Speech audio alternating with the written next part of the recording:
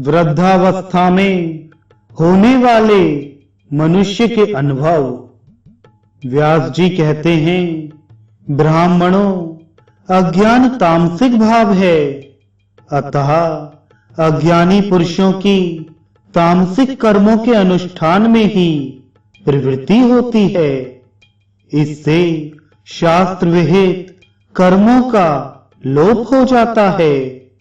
महर्षियों ने शास्त्र विहित कर्मों के लोप का फल नरक बतलाया है। अतः ज्ञानी पुरुषों को इस लोक और परलोक में भारी दुख भोगना पड़ता है। वृद्धावस्था से शरीर के जर्जर हो जाने पर पुरुष का प्रत्येक अंग शिथिल हो जाता है। उसके दांत कमजोर होकर गिर जाते हैं, शरीर में झुर्रियां पड़ जाती हैं और सब ओर नस नाड़ियां दिखाई देने लगती हैं। नेत्रों की दूरस्थ वस्तुओं को देखने की शक्ति नष्ट हो जाती है। नेत्रों की पुतलियां गोलकों में समा जाती हैं। नासिका के छिद्र में बहुत से रोए जमकर बाहर निकल आते हैं। शरीर कांपने लगता है, सब हड्डियां दिखाई देने लगती हैं। मेरुदंड झुक जाता है। जठराग्नि मंद पड़ जाने के कारण उसका आहार कम हो जाता है। उससे कामकाज भी कम ही हो पाते हैं। घूमने फिरने, उठने बैठने और सोने आदि की चेष्टा भी बड़ी कठिनाई से होती है। कानों और नेत्रों की शक्ति मंद पड़ जाती है। सदा लार बहते रहने से मुख मलिन हो जाता है। समस्त इंद्रियां काबू के बाहर हो जाती हैं। मनुष्य मृत्यु के निकट पहुंच जाता है।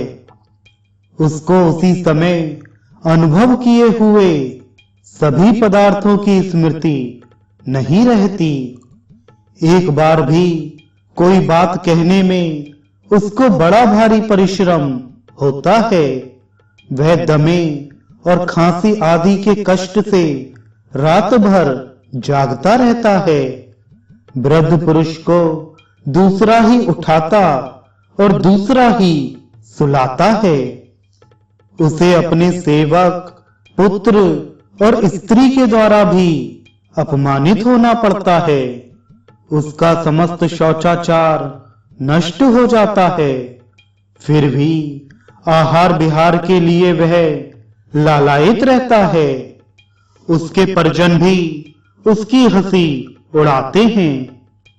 सभी बंधु बांधव उसकी ओर से विरक्त रहते हैं। अपनी युवावस्था की चेष्टाओं को वह इस प्रकार स्मरण करता है, मानो वे दूसरे जन्म में अनुभव की हुई बातें हों। उनके स्मरण से अत्यंत संतप्त होकर वह लंबी सांसें लेता है। इस प्रकार वृद्धावस्था में अनेक दुखों को भोगकर वह मृत्यु के समय जिन क्लेशों का अनुभव करता है, उनका वर्णन सुनो।